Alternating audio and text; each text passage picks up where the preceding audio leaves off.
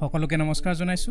ইতিমধ্যে আপোনালোকে গম পাইছে সেকেন্ডাৰী বা মাধ্যমিক পৰ্যায়ৰ বাবে ইতিমধ্যে নিষ্ঠা 2.0 আৰম্ভ হৈ গৈছে। আগৰ দৰে নহয়, এইবাৰ নিষ্ঠা সম্পূৰ্ণ অনলাইন প্ৰক্ৰিয়াৰে আৰম্ভ হৈছে আৰু সম্পূৰ্ণ পাঠ্যক্ৰম অনলাইনতে হ'ব। ইয়াৰ বাবে চৰকাৰে ইতিমধ্যে দীক্ষা পৰ্টেলৰ ব্যৱহাৰ কৰিছে।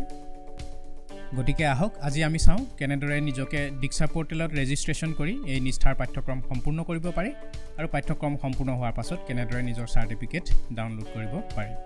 আৰু আপোনালোকে এতিয়াও যদি মোৰ চেনেলটো ছাবস্ক্ৰাইব কৰা নাই তেনেহ'লে এনেকুৱা ধৰণৰ অধিক তথ্য সময় সাপেক্ষে পাই থাকিবৰ বাবে এই চেনেলটো ছাবস্ক্ৰাইব কৰি থ'ব।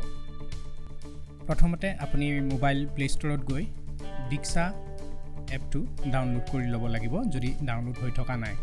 আৰু যদি হৈ আছে তেনেহ'লে কোনো চিন্তা নাই। এয়া মোৰ ডাউনলোড হৈ আছে, কিন্তু আপডেট কৰিব লগা আছে। মই ইয়াক আপডেট কৰি দিছোঁ। আপোনালোকৰ ডাউনলোড বুলি আহিব, ডাউনলোডত ক্লিক কৰিব লাগিব আৰু ডাউনলোড শেষ হোৱাৰ পাছত আপুনি অ'পেন কৰিব লাগিব। অ'পেন হোৱাৰ পাছত আপোনাক ভাষা চয়ন কৰিবলৈ আহিব। আপুনি ইংৰাজী বা অসমীয়া যিকোনো ভাষা ল'ব পাৰে। এই ক্ষেত্ৰত এই ভাষাটোৱে এপ্লিকেশ্যনটোৰ ভাষাটো বুজাইছে। তাৰপিছত আপুনি টিচাৰ চিলেক্ট কৰিব, তাৰপিছত আপুনি বোৰ্ড চিলেক্ট কৰিব, ষ্টেট আছাম হ'ব। তাৰপিছত মিডিয়াম চিলেকশ্যন আহিব।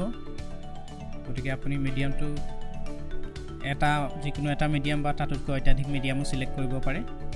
তেতিয়া সেইকেইটা মিডিয়ামত থকা কণ্টেণ্টসমূহ দীক্ষা এপত আপুনি দেখা পাব। ইয়াৰ পিছত আপুনি ক্লাছ চিলেক্ট কৰিব লাগিব। এটা বা তাতোধিক ক্লাছ আপুনি চিলেক্ট কৰিব পাৰে। নিষ্ঠাৰ বাবে আদাৰ্ছ ক্লাছটো চিলেক্ট কৰিব লাগে, কিন্তু আপুনি যিহেতু শিক্ষক হিচাপে অন্যান্য সমলসমূহো ব্যৱহাৰ কৰিব, গতিকে আপুনি কেইবাটাও ক্লাছ চিলেক্ট কৰিব পাৰে।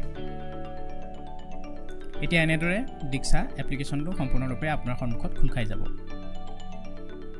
এতিয়া আপুনি তললৈ সোঁফালে থকা সৰু মানুহৰ নিচিনা সেই আইকনটোত ক্লিক কৰিলে এই পৃষ্ঠাটো পাব।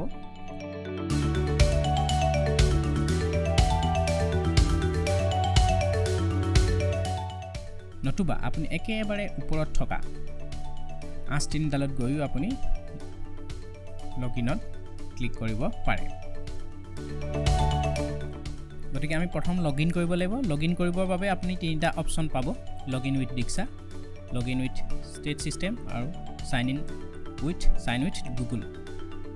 বা আপুনি যদি ইতিমধ্যে ৰেজিষ্টাৰ কৰা নাই তেনেহ'লে ৰেজিষ্টাৰ হিয়াৰত ক্লিক কৰিও নতুনকৈ ৰেজিষ্ট্ৰেশ্যন কৰিব পাৰে। বেলেগ এখন মেনু খোল খাব। ইয়াত আপুনি প্ৰথমতে দিব লাগিব চিলেক্ট ইয়েৰ অফ বাৰ্থ, আপোনাৰ জন্ম বছৰটো দিব লাগিব। জন্ম বছৰটো দিয়াৰ পাছত আপুনি আপোনাৰ নিজৰ নাম অন্তৰ্ভুক্ত কৰিব লাগিব। নাম অন্তৰ্ভুক্ত কৰোঁতে সাৱধান হ'ব, আপোনাৰ শুদ্ধ নাম শুদ্ধ স্পেলিং ব্যৱহাৰ কৰিব, নহ'লে আপোনাৰ চাৰ্টিফিকেটত পিছত নামসমূহ ভুলকৈ অহাৰ সম্ভাৱনীয়তা আছে। নাম অন্তৰ্ভুক্ত কৰাৰ পাছত আপুনি মোবাইল নাম্বাৰ বা ইমেইল এড্ৰেছ দি আপুনি ৰেজিষ্ট্ৰেশ্যন কৰিব পাৰে। ইমেইল এড্ৰেছটো আপুনি দি দিব, তাৰপিছত পাছৱৰ্ডো অন্তৰ্ভুক্ত কৰিব। তেনেদৰে পাছৱৰ্ডটো কনফাৰ্ম পাছৱৰ্ড কৰিব আৰু তেনে কৰাৰ পাছত আপোনাৰ ইমেইলত এটা OTP যাব আৰু সেই OTPটো পুনৰ ইয়াত আপুনি অন্তৰ্ভুক্ত কৰিব লাগিব। এয়া চাওক, মোৰ মেইলত এটা OTP আহিছে। সেই OTPটোকে মই আকৌ পুনৰ OTP সোমোৱাবৰ বাবে থকা নিৰ্দিষ্ট স্থানত অন্তৰ্ভুক্ত কৰিম।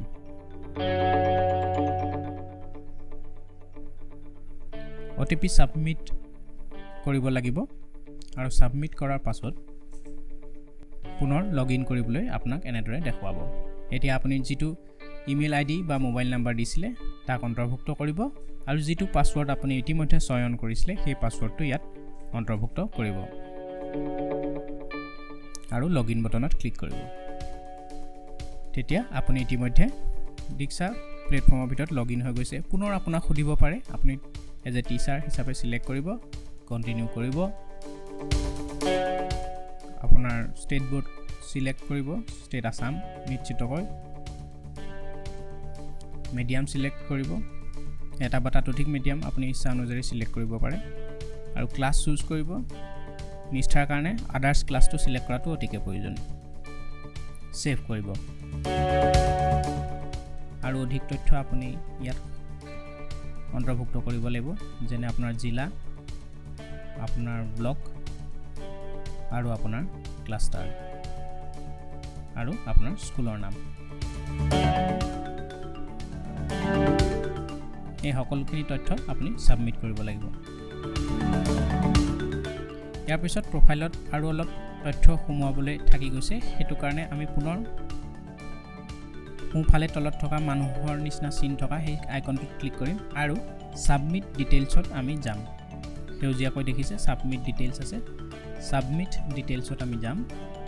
আপুনি ইচ্ছা কৰিলে আপোনাৰ মোবাইল নাম্বাৰ আপডেট কৰিব পাৰে অথবা আপোনাৰ ইমেইল আইডিও পুনৰ আপডেট কৰিব পাৰে। কিন্তু আমাৰ আটাইতকৈ প্ৰয়োজনীয় বস্তুটো এতিয়া হ'ব সাবমিট ডিটেইলছ। সাবমিট ডিটেইলছত ক্লিক কৰাৰ লগে লগে ডাটাটো শ্বেয়াৰ কৰিব বিচাৰে নে নিবিচাৰে সুধিব। আপুনি ষ্টেট চিলেক্ট কৰিব লাগিব। আপোনাৰ আইডি অন্তৰ্ভুক্ত কৰিব লাগিব। আইডি মানে যিটো আপোনাৰ এমপ্লয়মেণ্ট আইডি। যদি আপোনাৰ এমপ্লয়মেণ্ট আইডি আপুনি এতিয়াও গম নাপায় তেনেহ'লে আপুনি আপোনাৰ ক্লাষ্টাৰ বা ব্লকৰ লগত যোগাযোগ কৰিব পাৰে।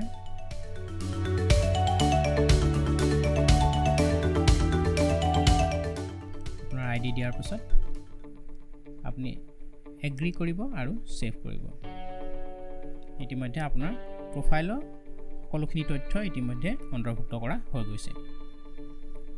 গতিকে এতিয়া পুনৰ আপুনি কোৰ্চলৈ আহক। লেট আছ ন' হিয়াৰ দেখিছে, তাত ক্লিক কৰক আৰু ক্লিক কৰাৰ পিছত আপুনি বোৰ্ড চিলেক্ট কৰক। আছাম বোৰ্ড। মিডিয়াম চিলেক্ট কৰিব। ইংলিছ মনত ৰাখিব, এইখিনি যেনেকৈ কৰা হৈছে তেনেকৈ কৰিব লাগিব। ক্লাছটো চিলেক্ট কৰিব লাগিব আদাৰ্ছ। ছাবজেক্ট চিলেক্ট কৰিব লাগিব CPD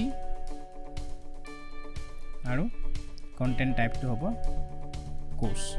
এতিয়া আপুনি ছাবমিট কৰাৰ লগে লগে আপোনাৰ কেইবাটাও কণ্টেণ্টৰ কেইবাটাও কোৰ্চৰ আপোনাৰ লিষ্ট এখন গুচি আহিব।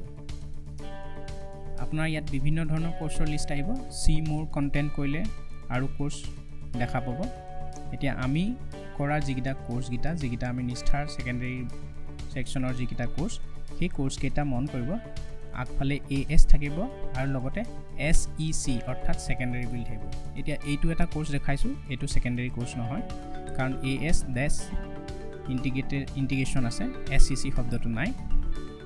আমি আৰু তললৈ চাই গৈ থাকিম। এয়া আপোনালোকে মন কৰিছে AS_SCC এনেদৰে কেইটামান কোৰ্চৰ নাম আহি গৈছে। গতিকে যিকেইটা AS_SCC কৰি আৰম্ভ হ'ব সেইকেইটা হৈছে ছেকেণ্ডেৰী নিষ্ঠাৰ কোৰ্চ। গতিকে সেই কোৰ্চকেইটা খুলিব, খুলি আপুনি কি কৰিব লাগিব, জইন কোৰ্চ কৰিব লাগিব। জইন কোৰ্চ কৰাৰ পাছত আই এগ্ৰি কৰিব আৰু আপোনাৰ ডাটাটো শ্বেয়াৰ কৰিব।